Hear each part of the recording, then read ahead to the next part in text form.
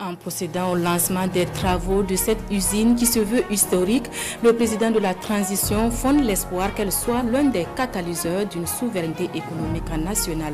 Écoutons le capitaine Ibrahim Traoré, interrogé pour nous par Roger Kam et Nyaki Teda.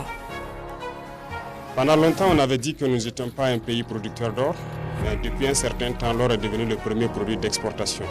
Mais nous n'avons pas de contrôle sur l'or, que ce soit la recherche, la production, comme vous avez pu le voir, la raffinerie. Et nous nous sommes posés plein de questions.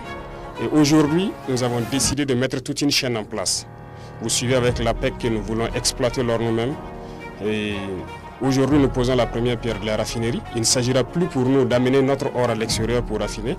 Nous le raffinons sur place. Nous savons quelle est la teneur réelle de l'or brut qui sort. Ça, c'est très important.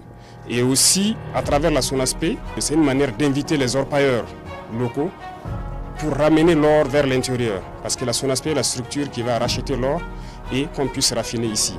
Beaucoup d'or sortent de Burkina Faso de façon frauduleuse et qui contribue d'ailleurs à alimenter le terrorisme. Donc nous invitons les orpailleurs, que ce soit les collecteurs ou autres, de ramener l'or vers la portion centrale et en même temps inviter aussi la SONASPE à multiplier les guichets pour pouvoir collecter l'or. Et en plus de cette raffinerie, et j'espère que dans les jours à venir, nous avons un autre projet plus important qui est en cours. Il s'agit du traitement des déchets. Et une usine qui a été conçue par des ingénieurs burkinabés, qui est actuellement en phase de test. Et nous espérons que dans les heures qui suivent, ils vont nous dire que le test est concluant. Et ça fait donc une chaîne complète pour pouvoir valoriser notre or.